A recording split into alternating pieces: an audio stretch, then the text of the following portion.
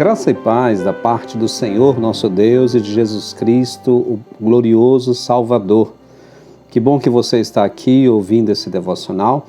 E a partir de hoje, e por pelo menos 10 semanas, eu gostaria de trazer semanalmente um devocional sob o tema Será mesmo isto verdade?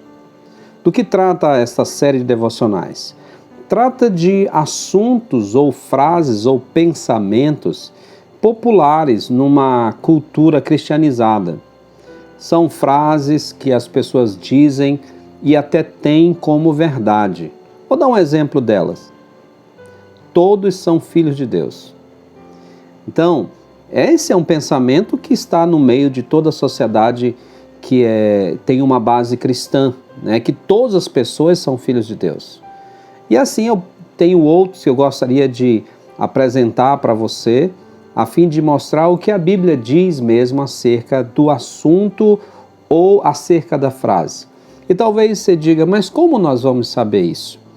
Bem, o apóstolo Paulo, em 2 Timóteo, capítulo 3, versos 16 e 17, disse: toda a Escritura é inspirada por Deus e útil para o ensino, para a repreensão, para a correção na justiça, a fim de que o homem de Deus seja perfeito e perfeitamente habilitado para toda boa obra.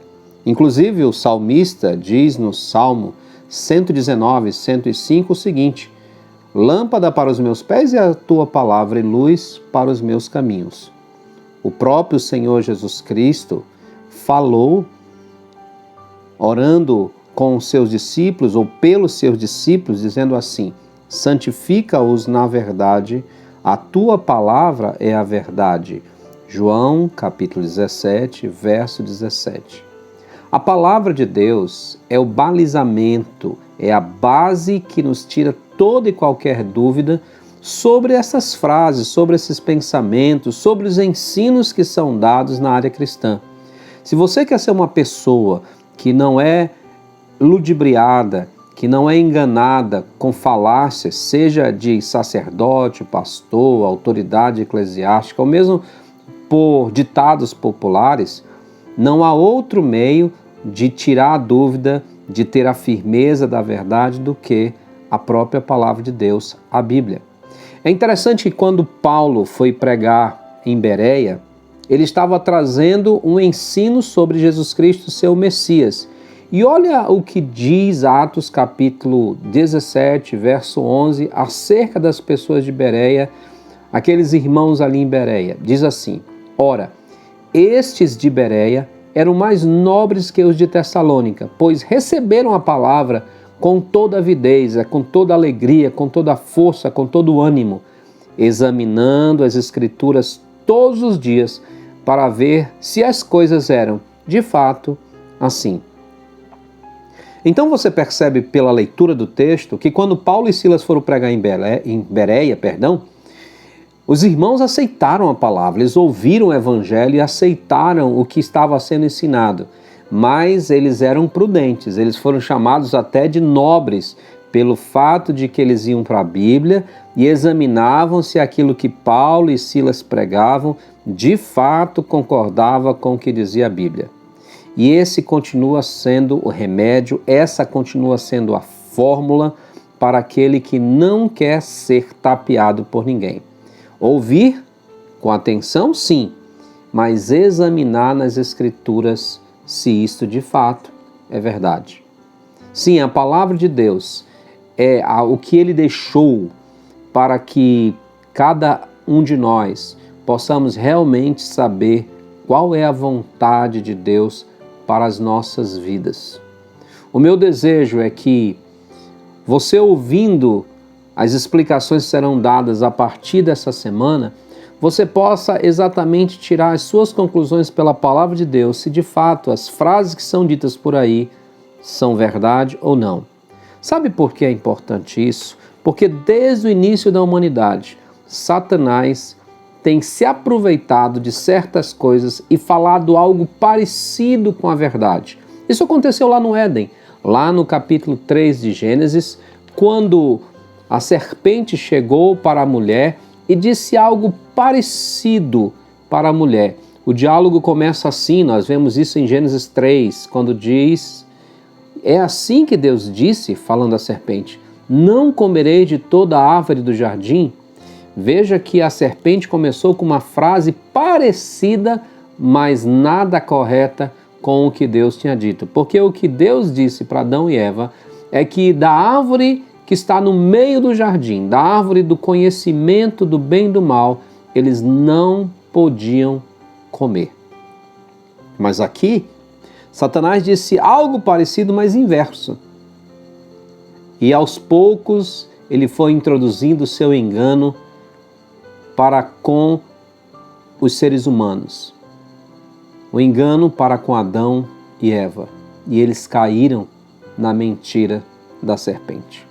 Então, o meu desejo com esses devocionais é que nós possamos olhar à luz das Escrituras se realmente essas frases que são faladas no cotidiano popular, se elas realmente concordam com a Bíblia, ou se a Bíblia concorda com elas, se tem base bíblica. O meu desejo é que você não seja ludibriado por cultura popular, mas que você esteja firmado na palavra de Deus, que é a verdade. Por essa razão, use a sua Bíblia, leia a sua Bíblia, pratique a sua Bíblia, porque há grande recompensa. Finalizando, lembrando do que diz o Salmo 1, verso 2.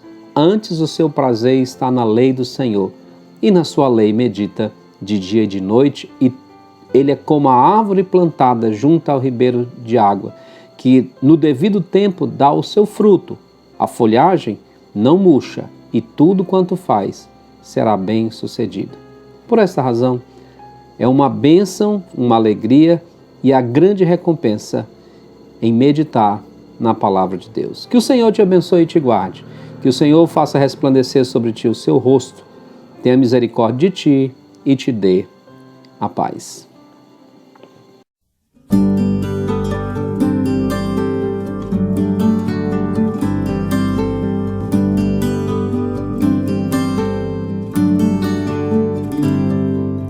Como a terra seca, muitos vivem sem saber, em escassez da água divina. Homens sem esperança e sem Deus no seu viver, nada produzem de valor eternal. Como um manancial é quem confia no Senhor, e na palavra dele se compraz.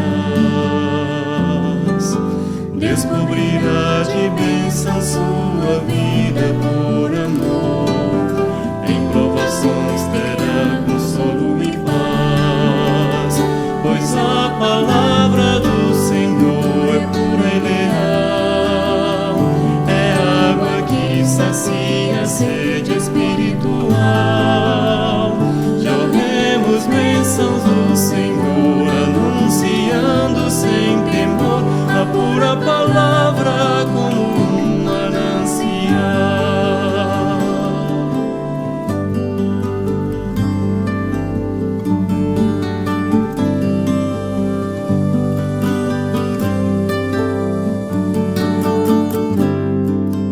No interior do salvo há uma fonte a jorrar, água da vida dada por Jesus.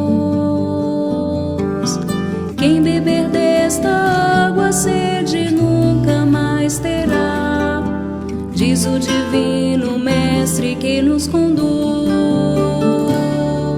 Sua palavra é firme, permanente e veraz, revelação do Espírito de Deus, fonte de toda bênção que conforta e satisfaz. É a mensagem santa vinda do céu, pois a palavra do Senhor é pura e leal, é água que sacia a sede espiritual.